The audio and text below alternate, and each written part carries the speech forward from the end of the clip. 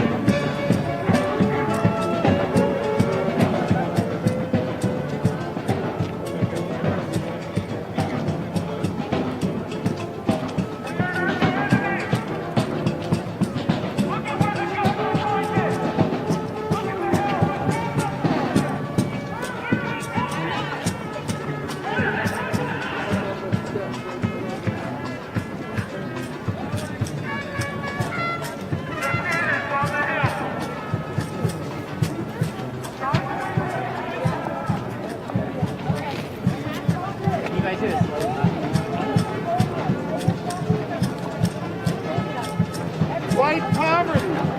This area. Fight poverty, not the war.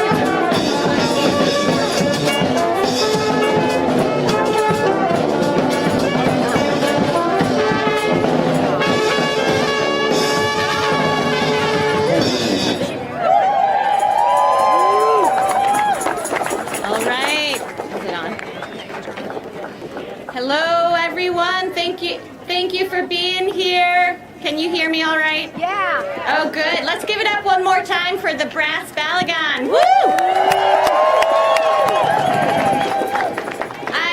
I'm the Reverend Joan Javier-Duval. Want to welcome you here to this Statehouse Assembly with the Vermont Poor People's Campaign. I'm Jaimie Martin with the Poor People's Campaign as well. Welcome everybody. It's so good to see all your lovely faces. Is this better? I'll shout into it. Is that okay? Yeah. I might not even need the microphone. I have 5 children. I'm Jaimie. It's so good to see all of you. Thank you for coming. And as we get started here, I just want to ask that if there are anyone who's speaking in today's assembly, if you haven't made your way up to the front, up here behind the podium, if you would do that now, that would be great. And I want to welcome Manny. Where's Manny? Manny's going to come and lead us in a song. Song is so important to our movement. And Manny's going to lead us in Somebody's Hurting Our People.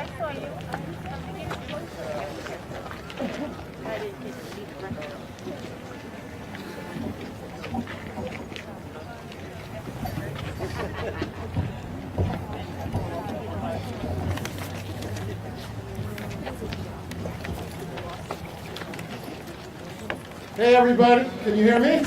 Yeah. You might not know it, but we're part of history today. This is the first time in the United States that people in over 33 states are gathering to call for an end to poverty. And we're doing that because our people are being hurt. And so I'm going to teach you this song. There's 3 basic parts to it, and I'm going to need everybody singing with me. The first part, I'll sing. It starts out, somebody's hurting my people. The verses will be different. And I'll take care of that part. And then I'll say, and it's gone on. And here's your part.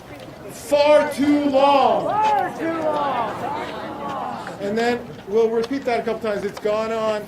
Far too long. It's gone on. Far too long. And then at the end of the verse, it'll be, and it's gone on far too long. And then together we'll all sing, and we won't be silent anymore. And we won't be silent anymore. Somebody's hurt my people, and it's gone on Far too long. Yes, it's gone on Far too long. I tell you, it's gone on Far too long. Oh, somebody's hurt my people, and it's gone on Far too long. and we won't be silent anymore. Yes, somebody's denying us health care, and it's gone on Far too long. Yes, it's gone on Far too long. I tell you, it's gone on Far too long. Oh, somebody's denying us health care, and it's gone on Far too long. and we won't be silent anymore. I tell you, somebody's trying to take our housing, and it's gone on Far too long. and it's gone on Far too long. Yes, it's gone on Far too long. Oh, somebody's denying us housing. And it's Gone on far too long, and we won't be silent anymore. Did you hear somebody's trying to steal our votes now? And it's gone on Far too long. Yes, it's gone on Far too long. I tell you, it's gone on Far too long. Somebody's trying to steal our votes now, and it's gone on Far too long. and we won't be silent anymore. Did you know somebody's hurting our families? And it's gone on far too long. Yes, it's gone on. Far too long. I tell you, it's gone on. Far too long. Whoa, whoa, whoa, somebody's hurting our families, and it's gone on. Far too long. And we won't be silent anymore. And we won't be silent anymore. And we won't be silent anymore. And we won't be silent anymore. That's right, it's past the time we're going to be silent about poverty. Poverty equals death.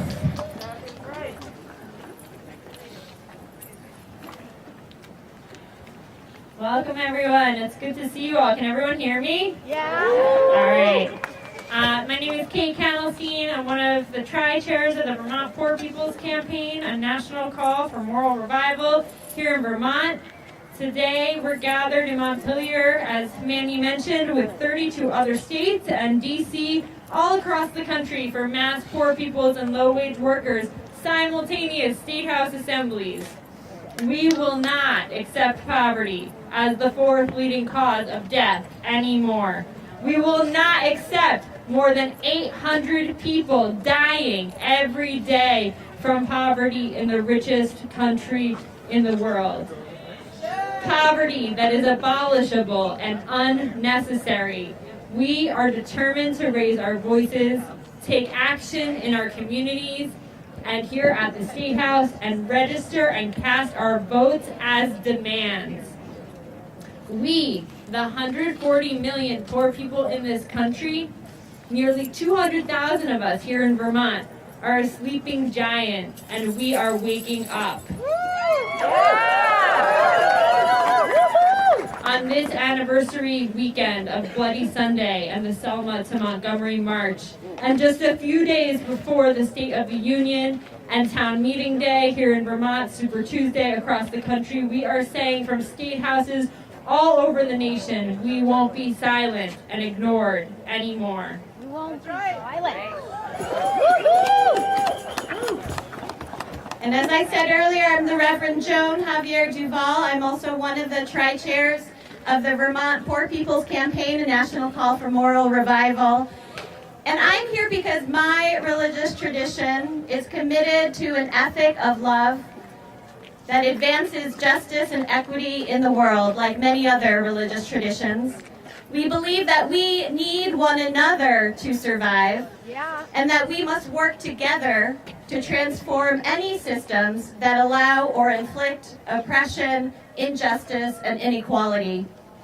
And all of us are here on the steps of the State House today because our state capitals are not just symbolic. They're not just buildings adorned with golden domes. They are the policy hubs in which decisions are made that directly impact people facing systemic poverty and interlocking injustices. In this very State House, our legislators and our governor make decisions that impact poor and low-wage people. They make decisions about the minimum wage, healthcare, housing, public education, immigrant rights, and environmental justice.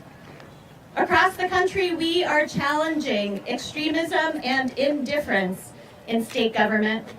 We are challenging poverty and low wages as the fourth leading cause of death, with 800 people dying a day. It's a moral, economic, and social crisis that can be abolished.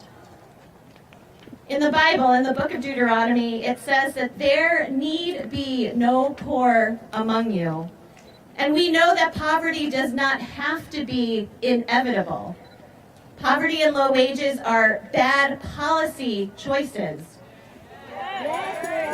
And so we cannot stand to be disengaged from the political process. If poor and low-wage people vote at the same rate as others, every political calculation can shift. And if we build a moral fusion movement that organizes across age, gender, race, religion, then major change is possible. The Reverend Dr. Martin Luther King said at the end of the Selma to Montgomery March, "The great fear of greedy aristocracy in the nation was for the masses of Negro and poor whites to come together and form a voting bloc that could change the economic architecture of the nation. Let us change that architecture."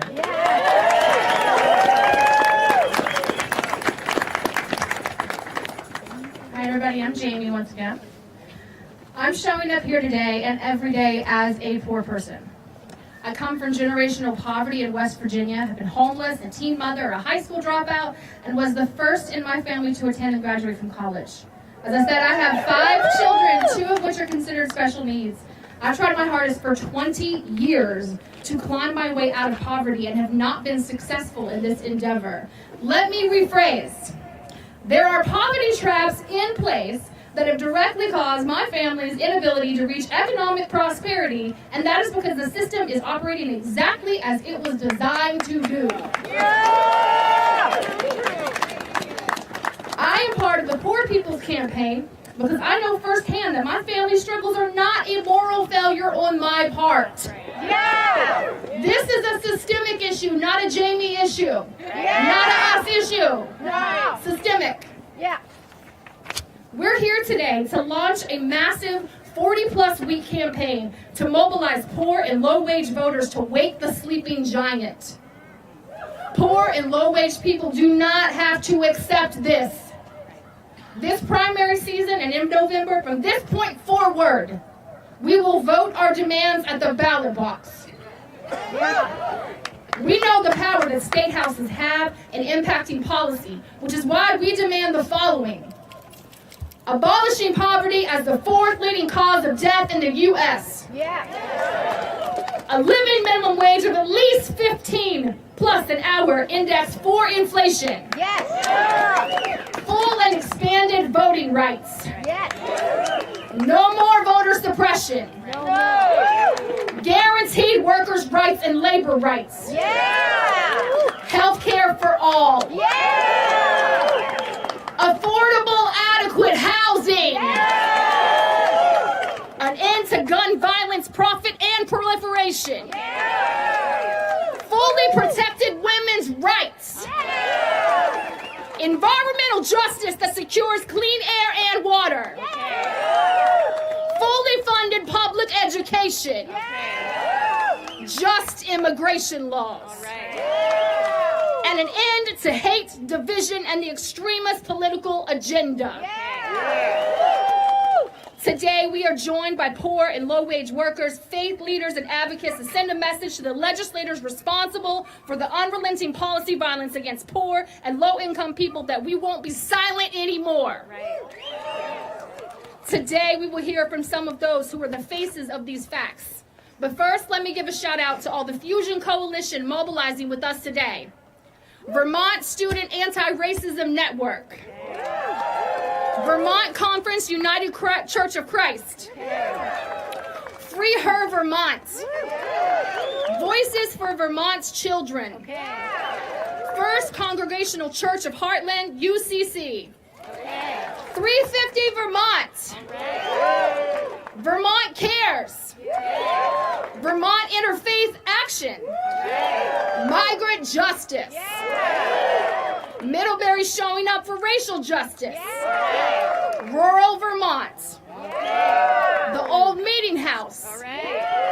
Pathways Vermont. Vermont Healthcare for All. Unitarian Universalist Congregation of the Upper Valley. Racial Justice Group and Governing Board of Unitarian Church of Montpelier. Green Mountain Self Advocates. Vermont Workers Center. Champlain Valley Democratic Socialists of America. AFT Vermont. Vermont AFL-CIO. People's Kitchen. UVM Medical Center Support Staff United. Together we are forming a powerful... Oh, we got more, y'all. What's up? I just want to add the Ishtar Collective, Rainbow Bridge Community Center, and Jewish Voice for Peace. Can we just get a round of applause for all of those? All right. Yes. Together we are forming a powerful movement calling for a moral revival. We need everyone here today and watching the live stream to please text the word moral, M-O-R-A-L, to 38542 to become part of this moral movement to end policy violence and poverty being the fourth leading cause of death in this country. Join us. Help us mobilize millions of poor and low-wage voters to the polls. Text M-O-R-A-L to 38542. You can also find one of the organizers with a clipboard if you want to sign up locally. They're wearing bright orange vests. Thank y'all. All right. We are about to get to the real reason we're here today, to hear the voices of people of our movement. But just want to say a couple more things briefly. In Vermont, the minimum wage is almost $10 shy of an actual living wage, and a third of our workforce makes under $15 an hour. 30,000 people in Vermont have been kicked off of Medicaid in the last year, and we all know it's utterly unaffordable to find housing in Vermont and stay housed here. Thousands in our state are living in the constant fear of eviction from their homes or precarious motel shelters and encampments. As we said before, 194,000 people in our state are poor or one emergency away from poverty. This is America today. 800 people, we'll say it again, dying of poverty every day in this country. And while our elected officials fail to invest in life-saving services and programs, the U.S. spends billions on weapons that kill, impoverish, and displace hundreds of poor and dispossessed people every day in Gaza and beyond. No more war. This is policy violence. Though many poor and low-wage workers are excluded from voting due to immigration status and in many places voter suppression, nearly a third of the Vermont electorate are poor and low income. And the main reason many of us don't vote is because politicians fail to speak to and act on the problems that affect our lives. We are a sleeping giant, and we are waking up. Today, in our march, we carried these caskets, and I think you'll see, and I invite everyone to come up and take a look at them as our program goes on. They carry the names of those we've lost to poverty in our state and the realities of the impacts of poverty. We can't accept death by poverty anymore, so one more time, let's take a brief moment of silence to remember those we've lost and hold their memories in our hearts as we take action today.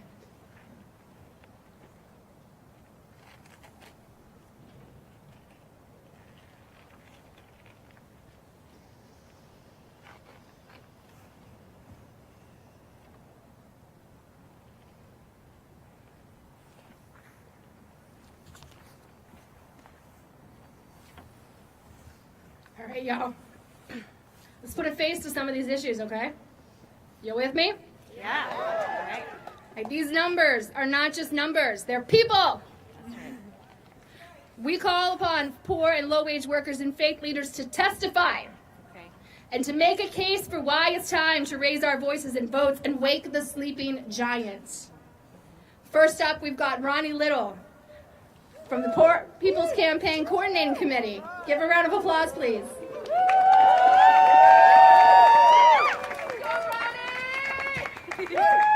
Thank you, Jaimie.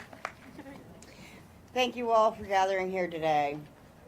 When we paused just now, I paused for my friend Will Lewis, who I lost just this week to the side effects of poverty. He took his own life. As we learned that 1 in 4 deaths are due to poverty, I was one of those 4 deaths. I'm one of those lived experience speakers on the Poor People's Campaign in 32 states who are telling their truths today. I had my heart attack underneath the mayor's window right in City Hall Park in Burlington in November of 2021. I thought I was having an anxiety attack about being so unstably housed and trying to figure out where I was going to sleep that night. I did not want to live because I felt nothing but hopelessness. I am physically disabled from birth because I am the daughter of a Vietnam vet. I have a traumatic brain injury, and having a heart condition, that among all the other chronic conditions was just going to be absolutely too much. But miraculously, I survived. And I had to have my double bypass surgery, recovery time at the homeless shelter of Champlain Inn, which was completely inadequate in so many ways.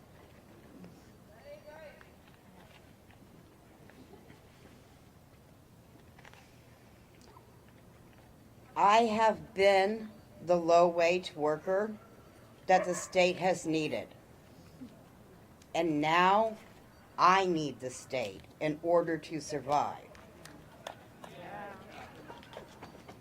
My transition from homelessness to housing caused me to lose my Medicare, Medicaid. And now I've incurred debt. And that I'm still responsible for. And now, this month, in order to choose between having my food stamps and feeding myself, or choosing to be able to have the program to pay for my caregiver, the state is not going to give me both. The poor and low-wage workers are the ones who helped me to survive. They were my nurses. They were my social workers. They were my fast food workers. They were my grocery store workers. These are the people in my community. These are also the homeless jobs that people work. And they need their housing too. Housing is the beginning of their health care. And they cannot work 78 hours to have a place to sleep, because that's all the apartment is at that point. We woke the sleeping giant because we called in enough to the legislatures that we got the motel program extended into June. We got enough people to understand that they had to call the legislatures and they had to register to vote, like I registered to vote. I went out and I talked to people that they had to make those calls. They have to register to vote. That it really means something, that every vote counts, that it was only 10 votes for Bernie. Everybody has to remember, those 10 votes really mattered for Bernie. We got to rally together, the poor people. We got to remember we matter. Turn to your fellow person and tell them you have value, because that's what made me survive. Somebody said, you have value. And so I look at everyone and I tell them, I love you even when you can't see me. I'm out here working for you. That's why you don't see me. So I love you even when you don't see me, okay? Thank you, Ronni. Thank you.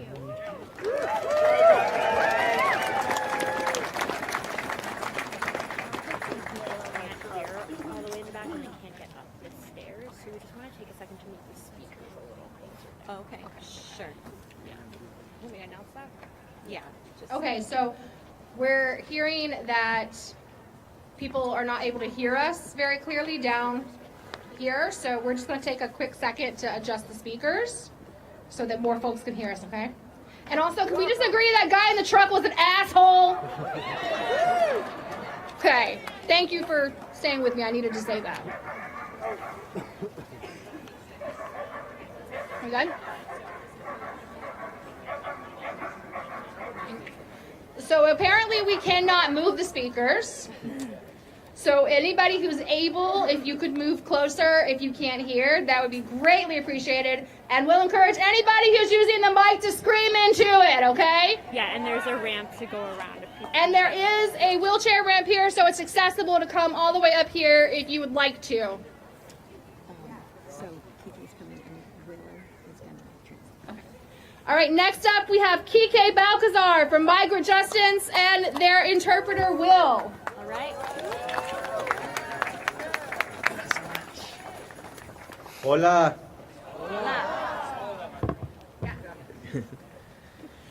Hoy en 33 estados se está tomando acción por esta campaña de los pobres. Hello. Today in 33 states, the Poor People's Campaign is taking action. Mi nombre es Kike Balcazar. Migré a los Estados Unidos por falta de oportunidades en mi tierra natal, así como sucede con la mayoría de la migración. My name is Kike Balcazar. I immigrated to this country because of lack of opportunities in my home country. This is the driving force of migration. Nuestras tierras son cada vez menos fértiles debido a la explotación de las grandes empresas petroleras e industriales, mientras el pueblo, que somos el 99%, esperamos por migajas. Every year our land is less and less fertile because of the contamination from petroleum, from big business, and while the companies are getting rich, the rest of us, the 99%, are living on crumbs. Al llegar aquí, a los Estados Unidos, seguimos siendo gente que vive en condiciones de pobreza. But when we come to the United States, we continue to be living in poverty. Hacemos los trabajos más difíciles, como la agricultura, donde muchos ganamos menos del salario mínimo y no tenemos protección a nuestros derechos ni beneficios. Aguantamos larguísimas jornadas laborales y sobrevivimos a abusos por sacar nuestras familias adelante. We do some of the most difficult and dangerous jobs, working in agriculture, many of us making below minimum wage, suffering abuses, a lack of benefits, working crushingly long hours, and facing many challenges on the job. Aparte, somos perseguidos por el sistema que no nos quiere aquí, el sistema de inmigración. And on top of that, we're persecuted by a governmental system that doesn't want us here, by the immigration system. Pero como la gente pobre y despojada de los derechos en todo el país y el mundo, queremos cambios reales y por eso estamos luchando muy fuerte. But together with all poor and dispossessed people in this country, we are fighting for systemic change. Hoy en día los trabajadores lecheros tenemos una campaña llamada Leche con Dignidad, una iniciativa que viene de un modelo que están usando otros trabajadores en diferentes industrias, llamado Trabajadores Lideran la Responsabilidad Social. Today, dairy workers in Vermont are leading a campaign called Milk with Dignity. A campaign based on a model of worker organizing that people are using in different sectors around the country and around the world, called worker-driven social responsibility. Es un llamado y una exigencia a las grandes empresas que compran la leche de los ranchos donde trabajamos, para que estas tomen responsabilidad social real y firmen acuerdos creados y liderados por nosotros los trabajadores. This is a call on the large companies that are buying the milk from the farms where we work, that they take accountability, that they take responsibility for the conditions on the farms, that they make a real commitment to the livelihood and well-being of the workers in their supply chain. Nuestro llamado es hacia el supermercado Hannaford, donde el presidente ejecutivo Mike Bell sigue sin querer darnos una reunión para establecer un diálogo hacia un contrato que va a beneficiar a muchos trabajadores. And today we are calling on the president and CEO of Hannaford Supermarket, Mike Vail, to sit down with workers and talk about milk with dignity. For years, he has denied his responsibility and refused to talk with the workers who are bringing milk to his supermarket shelves. ¿Se puede o no se puede? Sí puede. ¿Se puede o no se puede? ¡Sí se puede! La gente pobre no es pobre porque así lo quiso Dios o porque así debe de ser. Somos pobres porque otros se están haciendo ricos de la explotación de nuestras vidas. Poor people are poor not because of God's will or because that is the natural order of things. We are poor because our labor is being exploited by the rich. Ojalá cada vez más la gente trabajadora se una a la campaña de los pobres. Que nos quitemos las vendas de los ojos y hagamos un análisis profundo de nuestra realidad y descubrir las causas reales de la pobreza impuestas por un sistema económico y político que no quieren que lo veamos. Y dejemos los mitos y culparnos unos a los otros siendo mismos pobres.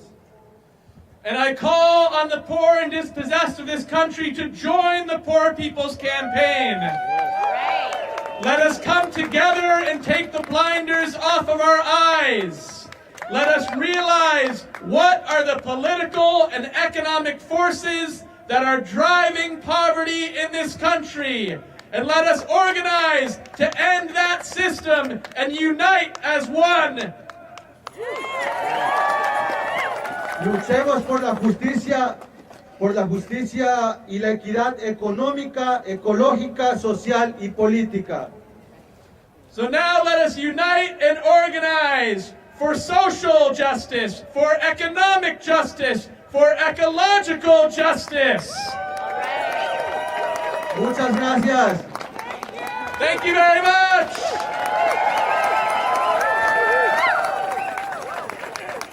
Can we just get a greater round of applause for Kike and Will? Yes. Next, we're going to hear from Heather Bauman, UVMMC Support Staff United, who is a healthcare union leader. All right. Is Heather here? Yeah, there's Heather. Here we go. We know what we're doing, I promise. Good morning, everyone. My name is Heather. I'm a phlebotomist. I'm a phlebotomist at the Medical Center in Burlington, and I'm president of UVMMC Support Staff United. We're the hospital's newest union, and we represent 2,000 of the lowest paid essential workers at UVMMC. There are moments in your life when you're called to action. The call comes, and sometimes you're really excited, sometimes you're tired, sometimes you're curious, sometimes you're busy, but the call must be answered. Last night at 10 o'clock, I was ready to finish my shift at the hospital, go home, see my kiddo, have a little dinner, but the call came. The call was to go into an isolation room and to help do my part as a member of the team at the region's only level 1 trauma center and take care of a member of my community. I was tired, kind of had it, a little reluctant, but I answered the call. Sometimes the call comes from a supervisor. Sometimes the call comes on your day off. Maybe you've worked 4, 5, 6, 7, 8, maybe more days in a row, and you're ready to have a moment.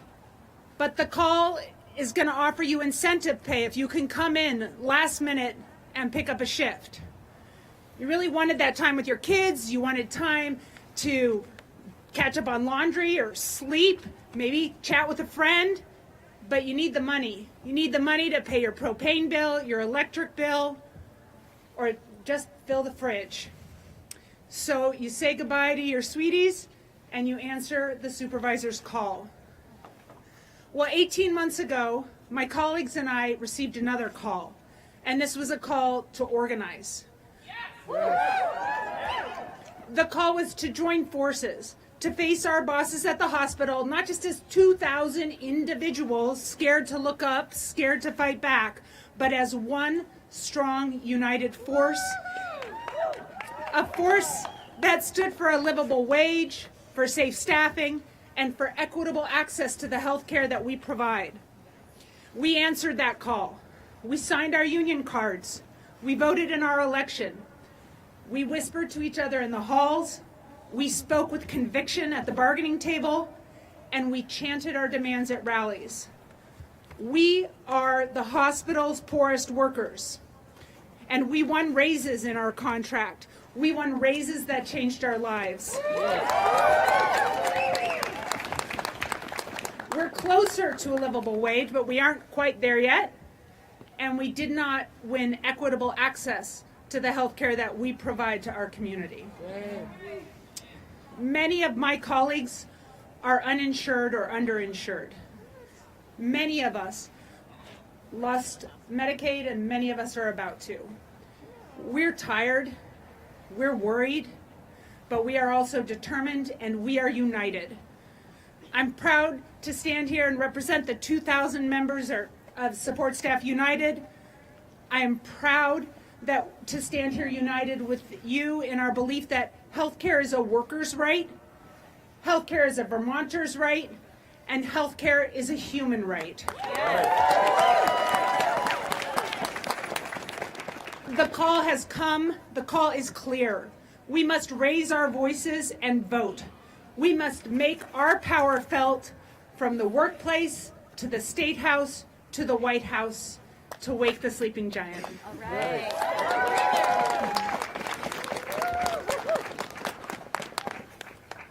Can we get another round of applause for Heather, y'all?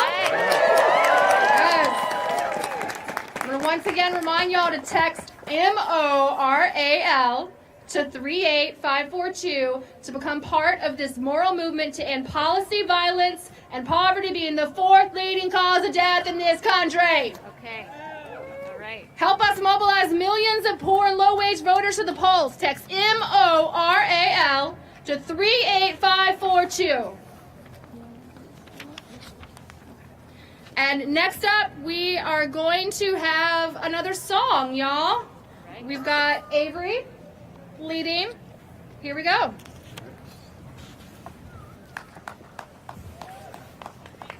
All right. Hi, everyone. It's so good to be out here with you.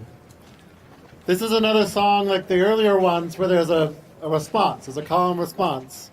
I'll sing a line, and we all sing, "We're going to set it right again together." And there'll be a few different verses. There's a great trouble in this land. We're going to set it right again. There's a great trouble in this land. We're going to set it right again. There's a great trouble in this land. We're going to set it right again. We're going to set it right again. Trouble's been brewing too many years. We're going to set it right again. Trouble's been brewing too many years. We're going to set it right again. Trouble's been brewing too many years. We're going to set it right again.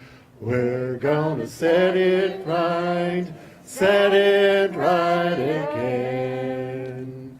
We need healing all over the world. We're going to set it right again. We need healing all over the world. We're going to set it right again. We need healing all over the world. We're going to set it right again. We're going to set it right again. We need justice for us all. We're going to set it right again. We need justice for us all. We're going to set it right again. We need justice for us all. We're going to set it right again. We're going to set it right again. We're building a movement to end poverty. We're going to set it right again. We're building a movement to end poverty. We're going to set it right again. We're building a movement to end poverty. We're going to set it right again. We're going to set it right again. We're going to set it right again. Okay.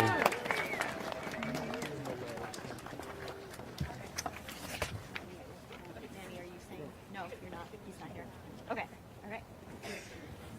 Good singing, y'all. Thank you so much for lifting up your voices.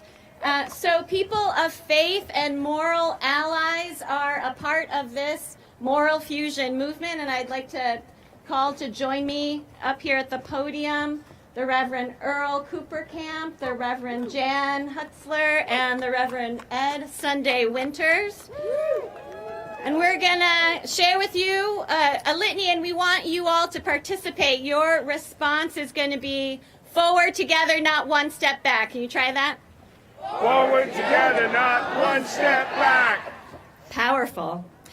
With a collective spirit of unity simultaneously all across the nation and with unwavering resolve, we come together today to take back the mic from extremists, to raise our voices and our votes, and to make our power felt from the State House to the White House, to wake the sleeping giant, and to be a resurrection, not an insurrection. Forward together, not one step back. We refuse to accept poverty as the fourth leading cause of death. Somebody is hurting our brothers and sisters and siblings and our people. We demand justice, compassion, and unity as we stand together across all races, creeds, colors, sexualities, and geographies. Every faith tradition calls us to defend the rights of the poor. Our Constitution requires us to establish justice and promote the general welfare of all. Forward together, not one step back. Forward together, we will take back the mic. We will voice our demands and register our votes, which make up more than 30% of the nation's electorate. We demand an end to poverty as the fourth leading cause of death. We demand a living wage of at least $15 an hour. Forward together, not one step back. We demand an end to voter suppression, expansion of all voting rights. We demand fully funded public education for all. We demand health care for all. We demand affordable and adequate housing for all. And we demand worker and labor rights. Forward together! Not one step back.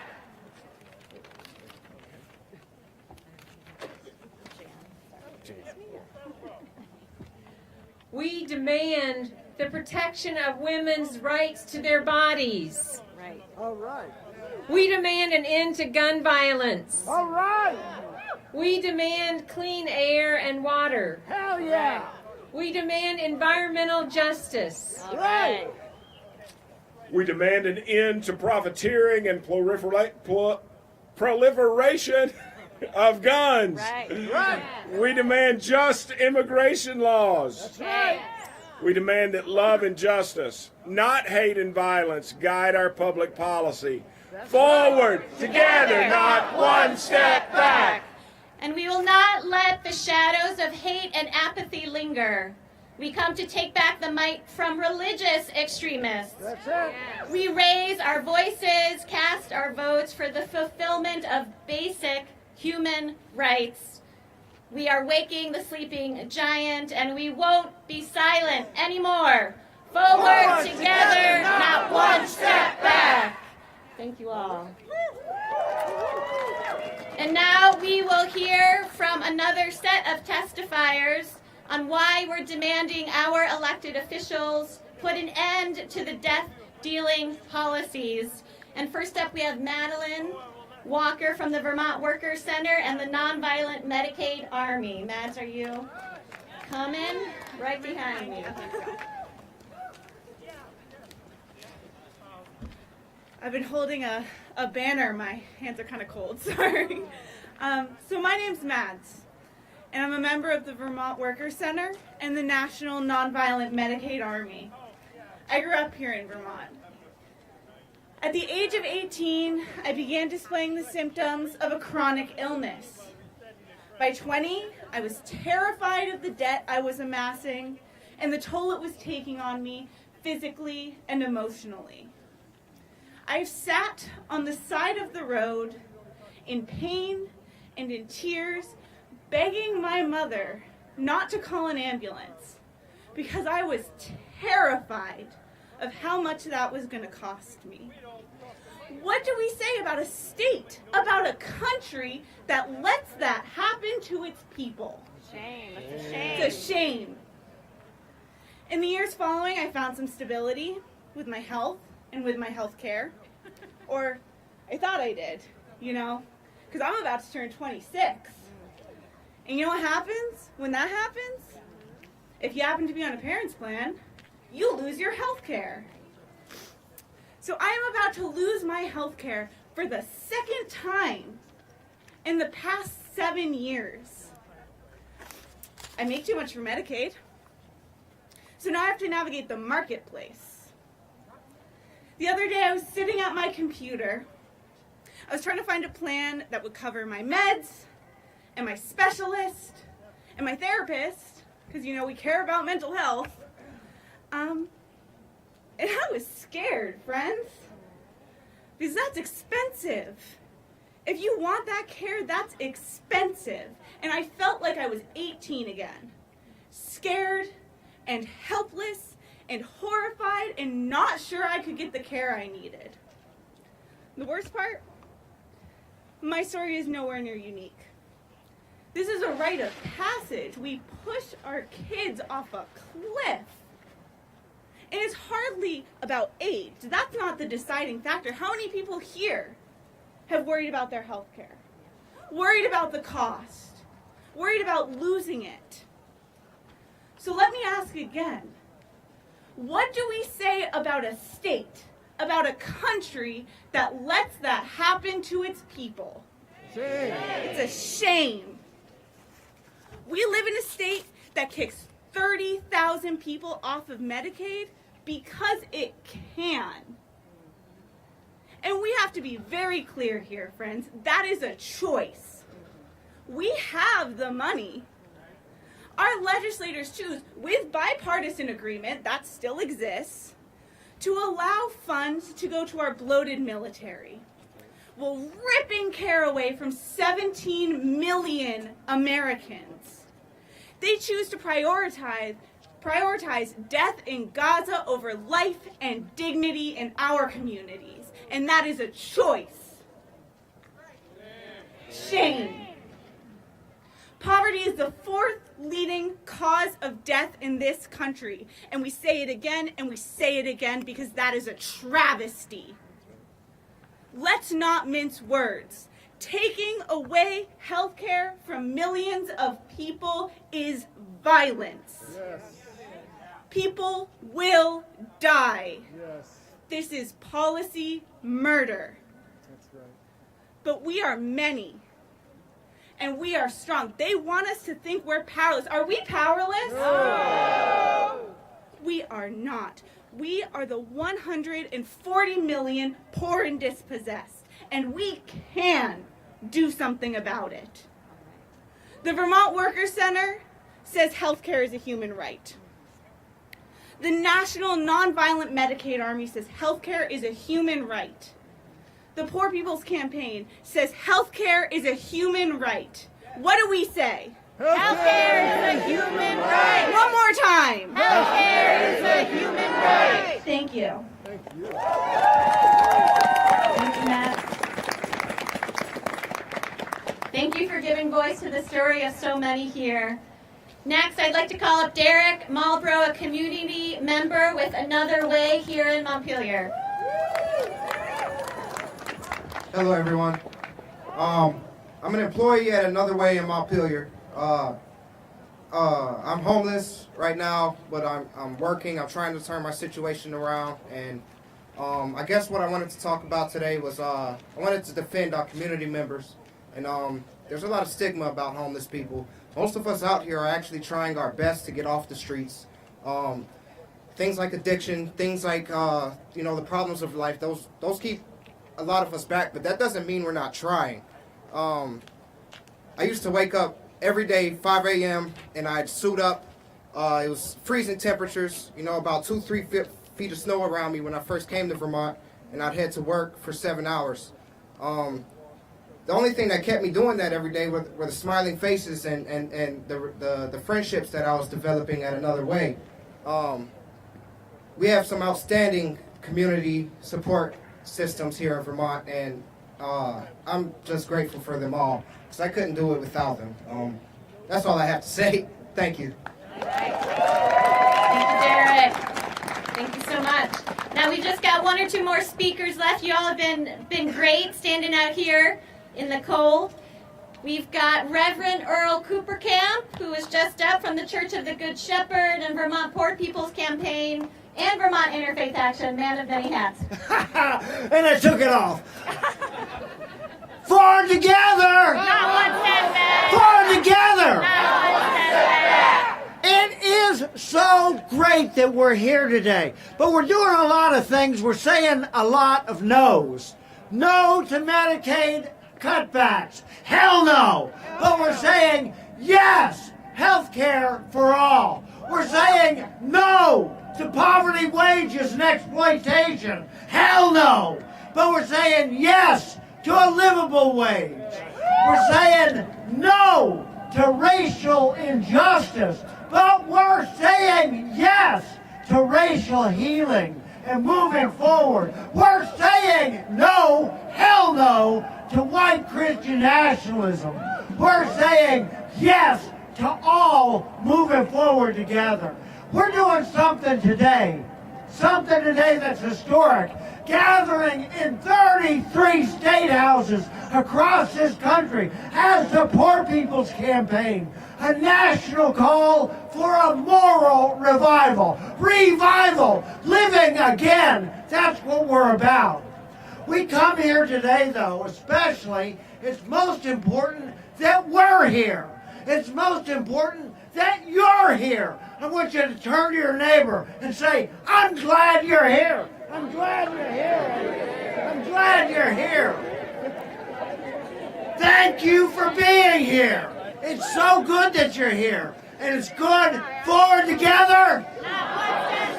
But even more important, we're going to be back. We're coming back for 40 weeks over and over again to make this message heard. We're coming back again and again and again. 40 weeks.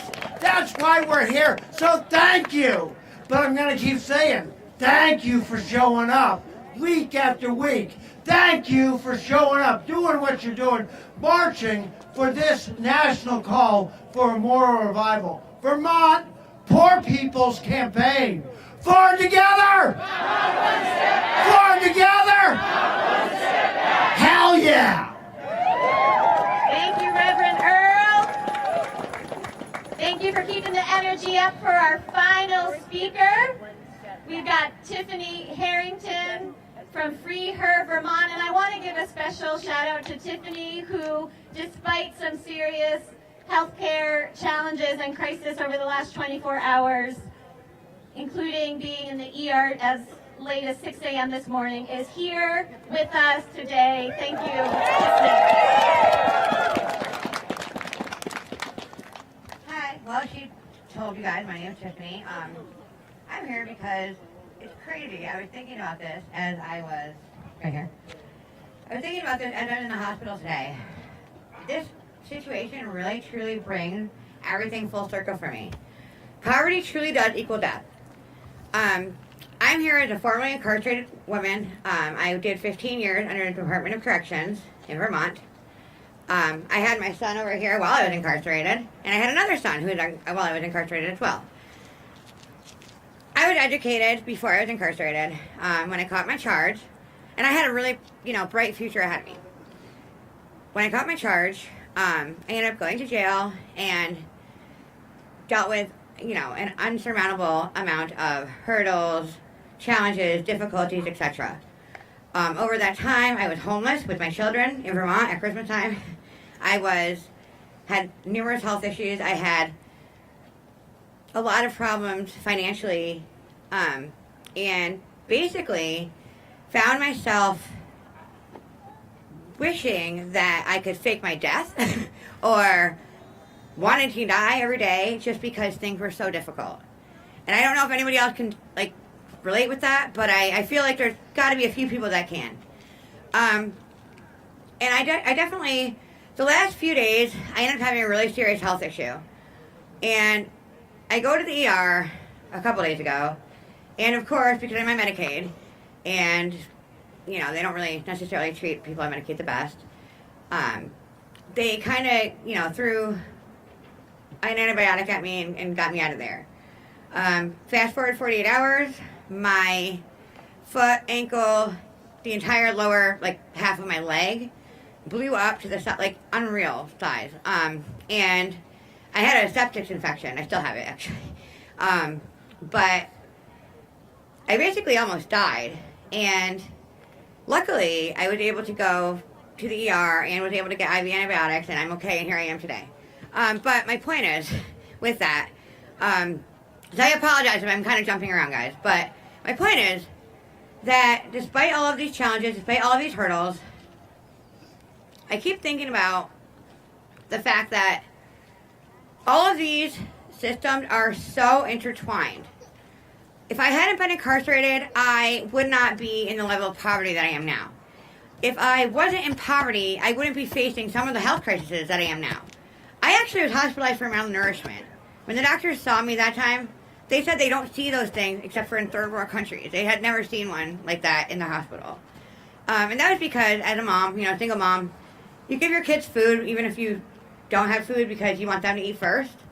So, if you think about those things, just those like very basic things, food, housing, clothing, you know, freedom, honestly for me, freedom.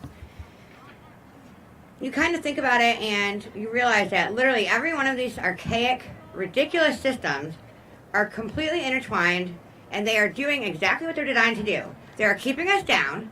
They are isolating an entire group of people and putting us so below the poverty level that it's almost impossible to climb out. And they are doing this on purpose. They do not want us here. I'm here to say that we are here. That's right. We are going to fight. That's right. We're not leaving. That's right. And they could seriously just, I mean, I don't want to say this with kids around, but they can kiss my, you know. But honestly, they really just don't give. They pretend to give a crap about us. They don't. And so, to them, I say, we are not going anywhere. We are not hopeless. We are not victims. We are organizing, and we are not going anywhere, period. I know I've said that 5 times, but we are not going anywhere. We are going to make sure we win this fight.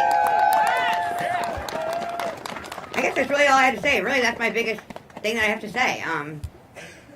Keep going. Keep fighting.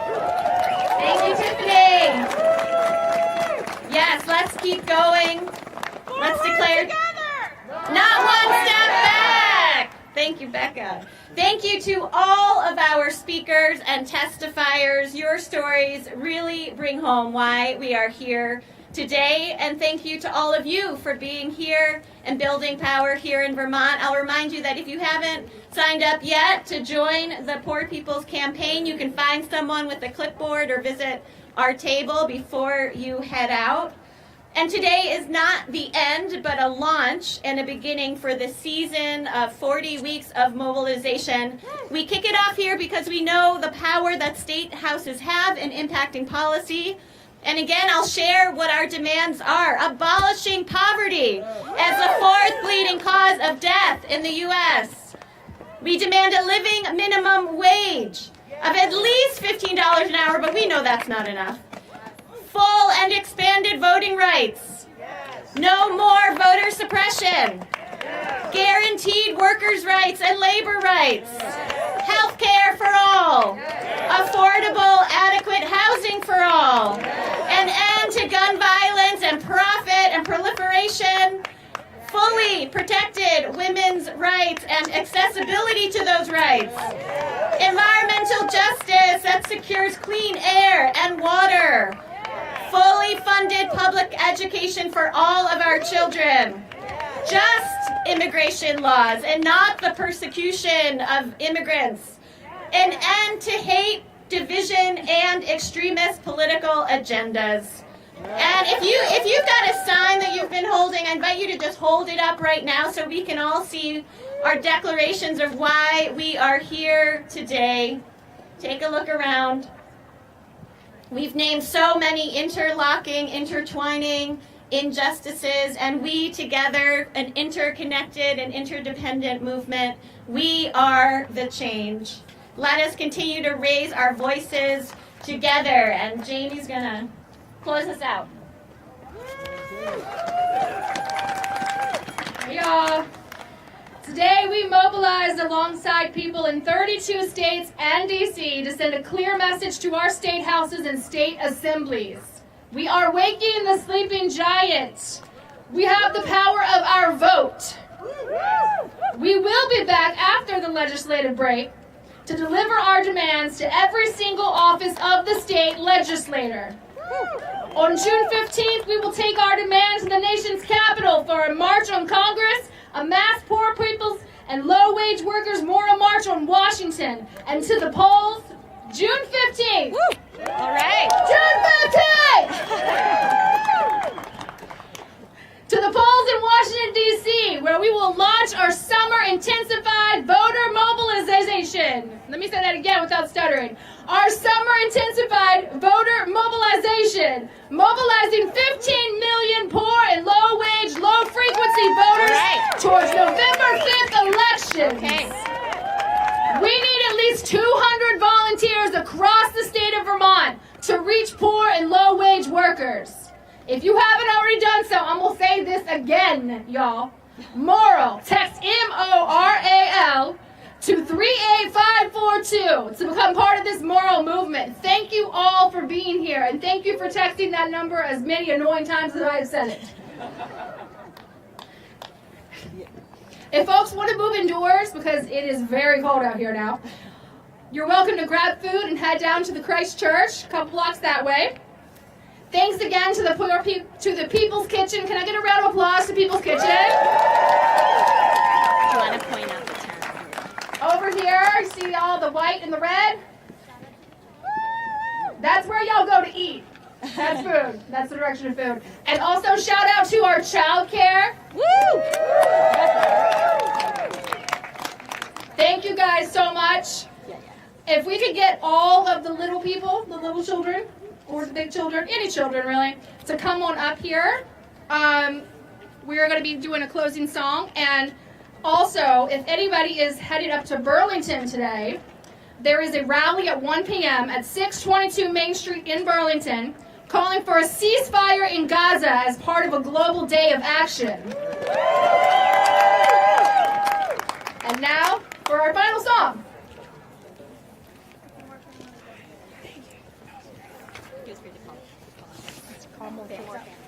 All right, everyone, if there are any kids in the audience, families, anyone, please come on up. We're going to do one final song. People might be familiar with this song. It's called This Little Light of Mine. Does anyone know that song? If you do, raise your hand. It looks like some people are familiar with This Little Light of Mine. So the verses we're going to sing today, this little light of mine, I'm going to let it shine, let it shine. Everywhere I go, I'm going to let it shine. All around the world, I'm gonna let it shine. And then this here voice of mine is singing songs of freedom. All right. You ready? Okay. All right, everyone ready to sing? Yeah. All right. This little light of mine, I'm gonna let it shine. This little light of mine, I'm gonna let it shine. This little light of mine, I'm gonna let it shine, let it shine, let it shine, let it shine. Everywhere I go, everywhere I go, I'm gonna let it shine. Everywhere I go, I'm gonna let it shine. Everywhere I go, I'm gonna let it shine, let it shine, let it shine, let it shine. All around the world, all around the world, I'm gonna let it shine. All around the world, I'm gonna let it shine. all around the world. I'm gonna let it shine, let it shine, let it shine, let it shine. Let's sing this one. Let this little light of mine again. This little light of mine, I'm gonna let it shine. This little light of mine, I'm gonna let it shine. This little light of mine, I'm gonna let it shine. Let it shine, let it shine, let it shine. This here voice of mine singing songs of freedom. This here voice of mine is for singing songs of freedom. This here voice of mine is for singing songs of freedom.